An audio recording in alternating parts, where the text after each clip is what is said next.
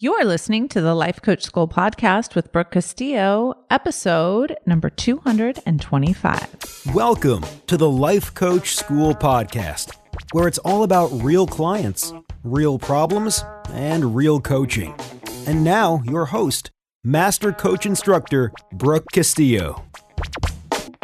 Hello, my friends. How are you guys today? I am so excited. So, starting tomorrow and going for like the next 5 days, it's like game on around here. So we are doing our quarterly team meeting tomorrow at our office.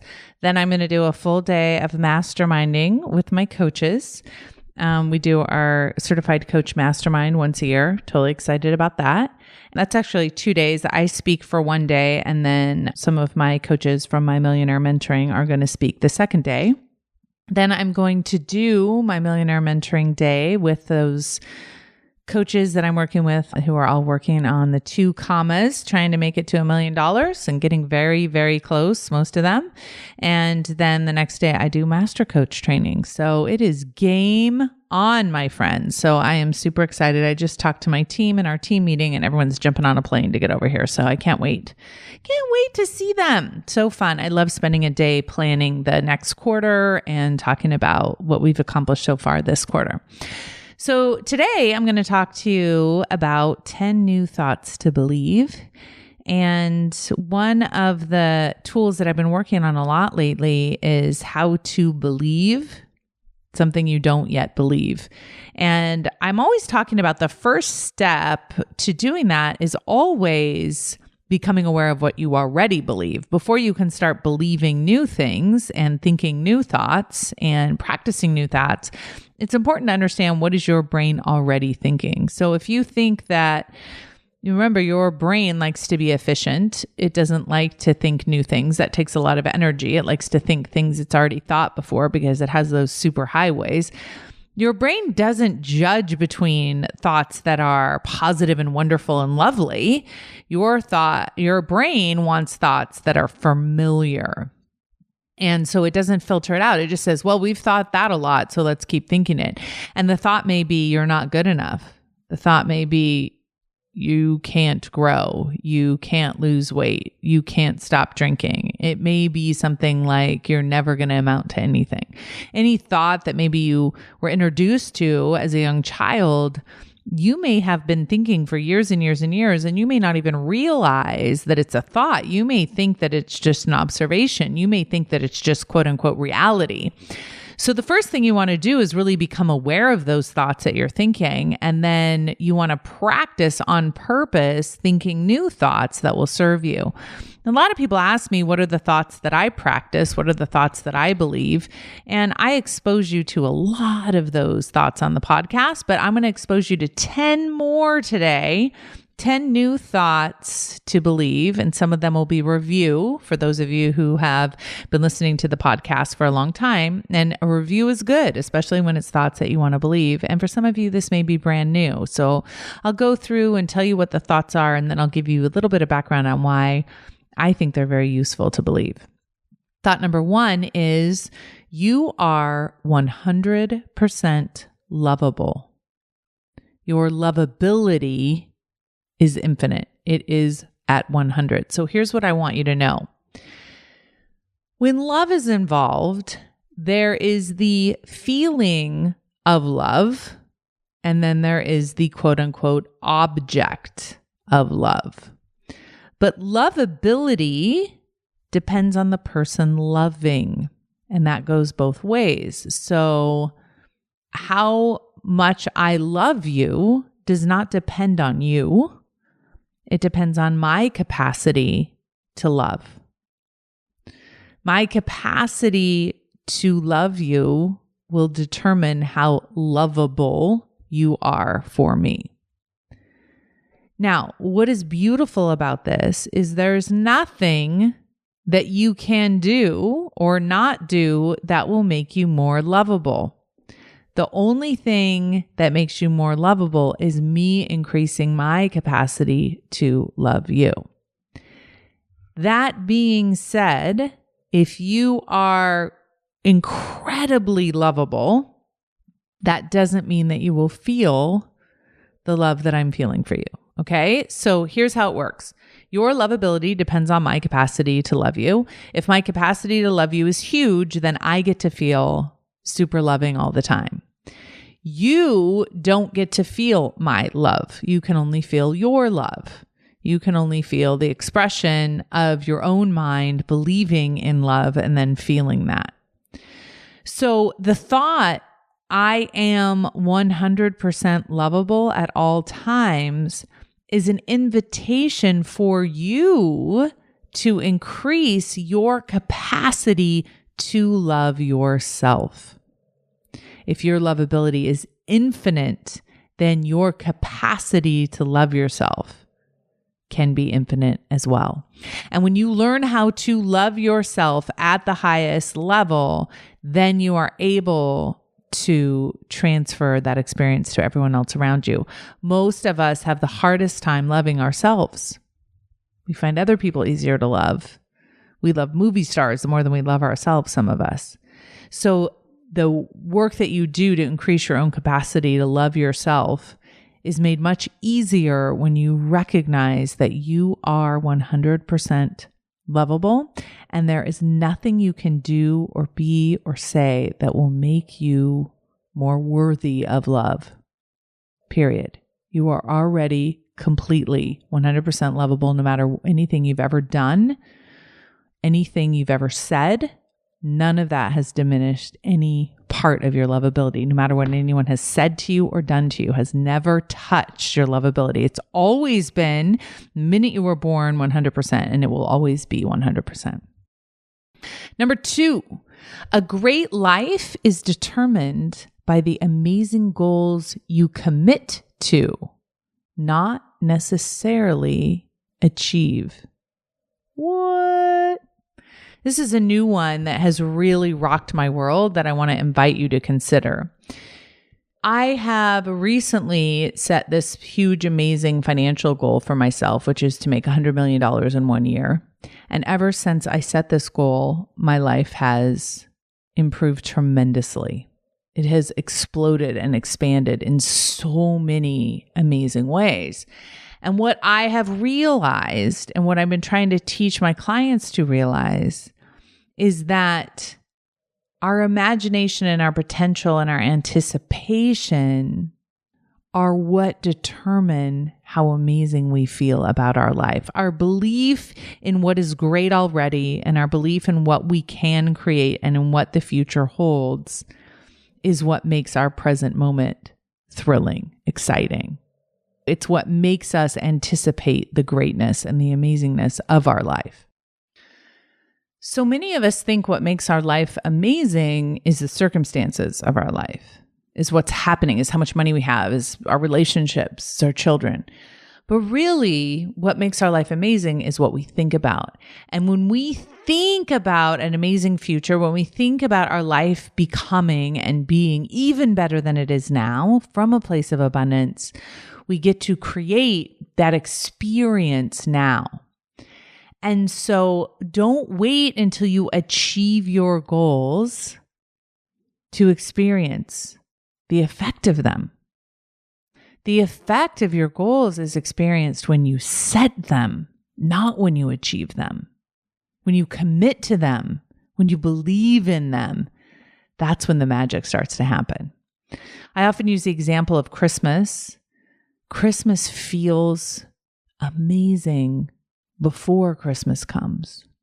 The anticipation of Christmas, the anticipation of the present is often where the magic is, not in the opening of the present, not in the playing with a toy, but in the imagining what it will be like, in the trying to close your eyes before you go to bed the night before Christmas. That's where the magic is. And that's what's true for all of us in the goals that we commit to, not necessarily that we achieve. Number 3, money is awesome. That's a hard one for a lot of people. And a lot of times you'll hear me talk about the thought, I love money. A lot of my students have a hard time with that one because of the biblical reference of it. So I switch it to money is awesome, because money is awesome. Money can solve so many problems. I love the way Dan Sullivan says, if money can solve the problem, you no longer have a problem if you have the money to solve it. It's so true. I will tell you that money solves so many time problems, right? When you can hire people to help you. Time is our most valuable asset, and money is second, and money can buy us time. Money is awesome. The more you think that thought, the more you will attract it, the more your relationship with it will improve, the more excited you'll be with the money that you have, and the more money you'll actually keep instead of spending.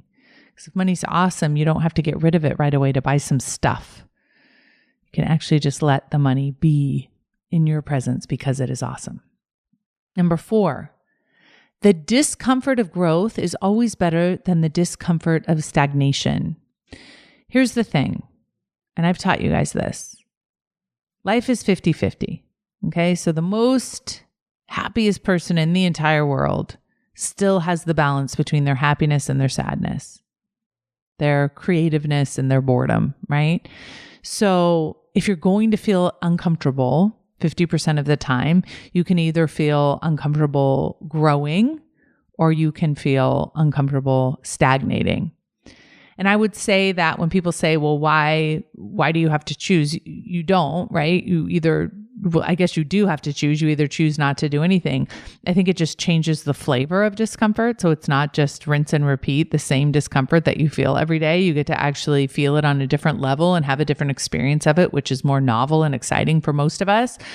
But the real reason why the discomfort is better, in my opinion, is because it keeps us evolving. It keeps us moving forward. And I think when we are living in alignment with the purpose of our life, it is and has always been to evolve and to grow.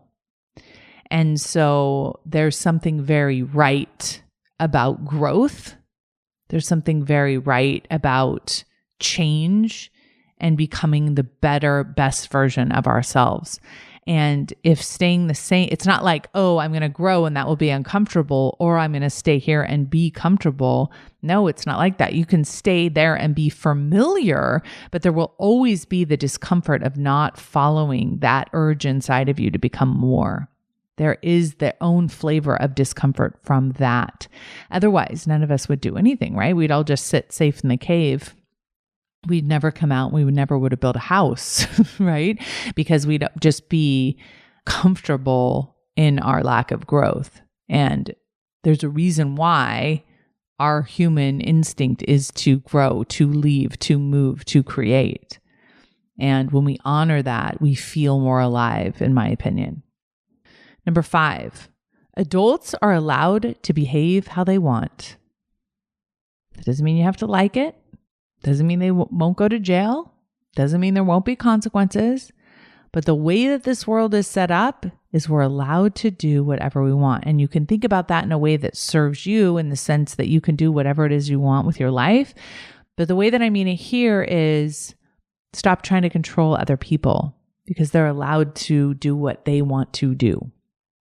They are allowed to behave how they want to behave. You can make suggestions, you can make requests, but ultimately the decision is theirs. And knowing that will set you free. It will send you into some acceptance. You won't feel responsible for how other people think, feel, or behave anymore. You can only be responsible for yourself and only be in control of yourself. And when you recognize that most people do what they're going to do and we can't change them and they won't comply and they won't follow our manuals, we can feel so much more free. Knowing that they get to be and do whatever they want, then what? Adults are allowed to behave how they want. Number 6, your spouse's only job is to be there for you to love. They are the object of your love. And I see this so clearly with my puppies. My expectation of them is just to be there so I can kiss them.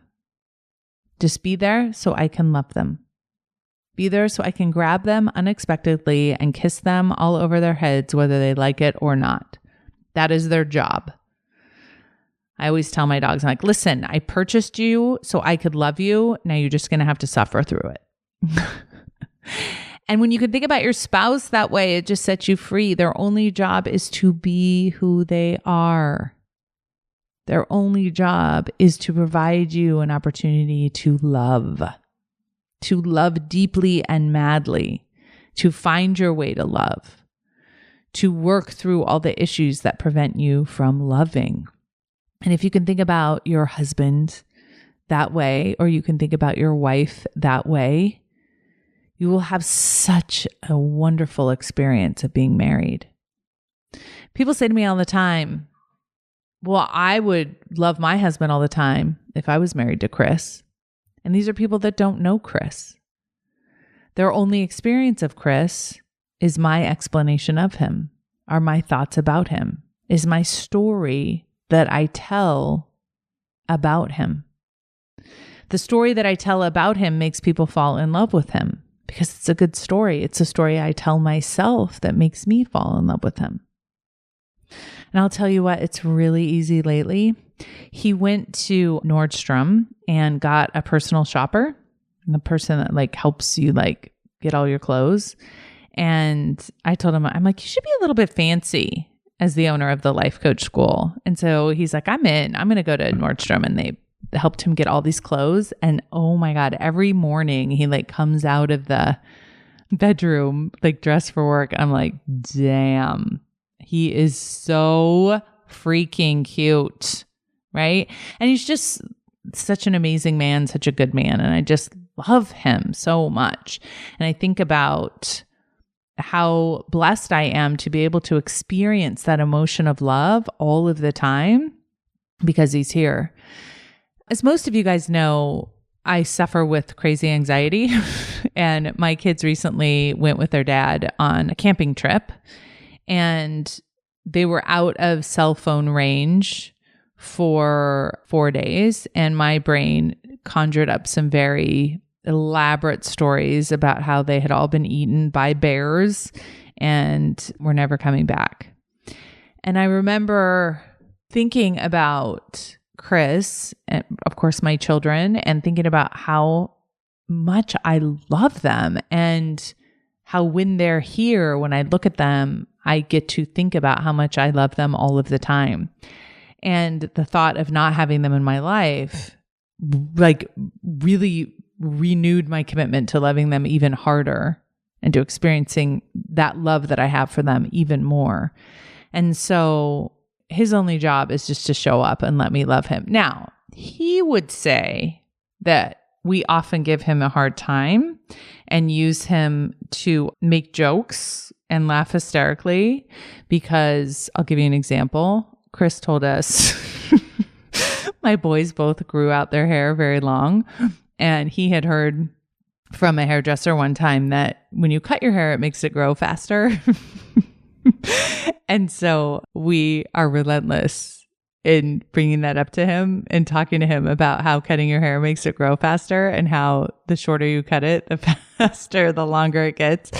So he would say that he feels like that's his job, is to provide us with entertainment, which we would totally agree is true as well. But we all three, me and Connor and Christian, love their dad madly. He's the best. Number 7, you create your experience. It doesn't happen to you. This is hard for most of us, right? We walk around talking about what our bad day is and how we've had such a terrible life and how our experience at a certain place was terrible. But really, whenever that goes on through my head, whenever I have a judgment of an experience or a situation as negative, it's so easy to get wrapped up in feeling at the effect of that experience, and just to always remind myself that no matter what happens in the sea line, I create my experience. I can make it worse. I can make it better. I can make it horrible. Once the boys got out of camping and I realized that they had not been eaten by bears, I was very relieved and excited, and I told them so. And then the next day, Chris called me in the morning and said, really early, and said, "Hey, we've been in the emergency room all night. I've been in the emergency room with Christian." And immediately my brain went, see, I told you everybody's going to die.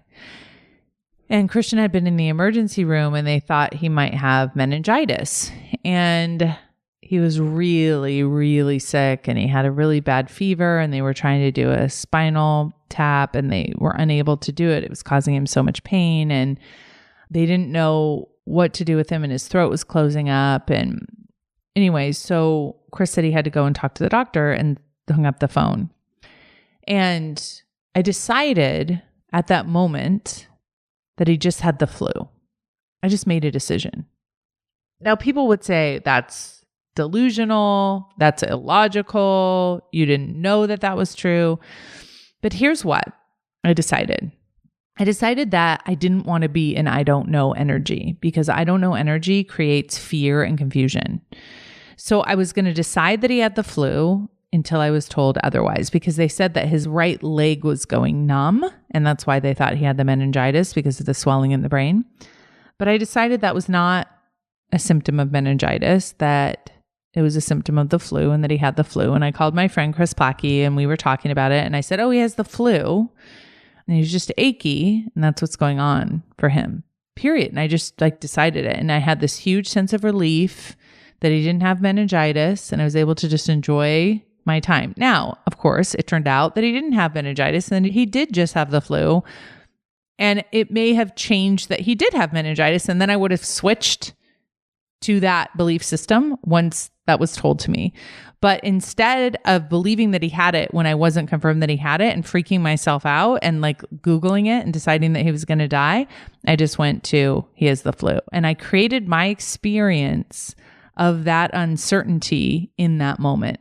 And I had much less stress. I was supposed to meet a friend for lunch. And I decided, well, of course, I'm going to go meet my friend for lunch because Christian just has the flu. And I'm not going to jump on a plane and fly to Colorado because Christian just has the flu. And I just went with that theory and was able to stay logically sane. And they released him to the hospital, told him that he had the flu, and it was totally fine. So I created my experience there. And people would say, well, you could have been wrong and that would have been right, but I still would have created my own experience through there. And worrying that he had meningitis when I didn't know if he had meningitis would have served no good solution in that situation for sure. Number 8, nothing is too good to be true. I'm going to say about 6 years ago, I read this in a book, this quote. I can't even remember who the quote is from now, but I had it made into one of those stickers that you get. It's like some obscure author, by the way. It's not like someone that's really well known that I'm forgetting their name. It's like an obscure author. But here's the thing. I got one of those stickers made and I put it in my office. Nothing is too good to be true, right above my desk. And I looked at it every day and thought about it every day. And I am now living that every day. My life is too good to be true. I am a woman who lives in America that works 3 days a week from her computer at home. I make millions of dollars helping people and reading self-help books. I could not imagine a better life for myself. I have a husband who I adore. I have 2 kids that are ridiculously amazing. My relationship with my mother is amazing. My dad is amazing. It is too good to be true, and yet nothing is too good to be true. This is the exact life I've envisioned for myself, and now I have it. And I really have reconciled that you can't dream too big. You can't ask for too much because nothing is too good to be true. It's so good. If ever you hear yourself saying some things really are just too good to be true, if you hear yourself saying that, I want you to question it. Because nothing is too good to be true. Goodness is the truth. So good. Okay, next one. The future is always better than the past. I love this thought, you guys. It's so good. And it can always, always, always be true because the future only ever exists in your mind and you can always imagine it better than your past. And why not? Even if your past is spectacular, imagine your future even better. That's what gets the juices flowing, the momentum going, the excitement churning, is when you imagine a future that's way better than your past. And you can look at that on the big picture scale, like your whole past of your childhood and your career, or you can look at it like yesterday compared to tomorrow. You can just imagine with your brain something better. That is, I think, one of the keys to evolving, is to imagine something better. You think of all the greatest things in the world, the great literature, the great music, everything is built on creating something better than you've ever created before, being something better than you've ever created before. And not better in the sense that you will be more lovable or more worthy at all, but just imagining that you're growing to that next level of deepness and capacity within yourself. I love that thought. And the last thought that I always turn to, and I say very often to myself, is that the worst that can happen is a feeling. This is what keeps me going. It's what keeps me growing. It's what helps me through all of those anxiety-filled stories that I tell myself. When Chris first called me and told me that they thought Christian had meningitis, and I thought he's for sure going to die from meningitis, that's what immediately went into my brain. I calmed myself down with knowing that there isn't an emotion that I can't experience and that I can't survive. And that regardless, no matter what happens in the world, I can experience the emotion. I can walk towards it and into it, and it will not kill me. No matter what happens, I'm going to be okay, because the worst that can happen is an emotion, and I know how to experience emotion. It is what keeps me going through the anxiety that I experience. It is what keeps me setting really big goals for myself. It is what gets me past any of the haters that say things to me or about me that aren't true. It's what gets me through any kind of urge that I have for anything that's not healthy for me. The worst that can happen is an emotion, and there is no emotion that I'm unwilling to experience. All right, my friends, that's what I have for you today. I love you guys so much. Like, seriously, genuinely love you all. And I hope that you'll come up, maybe you'll borrow some of my new thoughts to believe, and maybe you'll come up with some of your own that feel true and real and good to you, and then practice believing them on purpose every day so you can integrate them into your brain as something that is familiar and useful, so your brain will think them without even you having to expend any energy. Have an amazing week, everybody. I'll talk to you soon. Bye. Hey, if you enjoy listening to this podcast, you have to come check out Self-Coaching Scholars. It's my monthly coaching program where we take all this material and we apply it. We take it to the next level and we study it. Join me over at thelifecoachschool.com/join. Make sure you type in the THE lifecoachschool.com/join. I'd love to have you join me in Self-Coaching Scholars. See you there.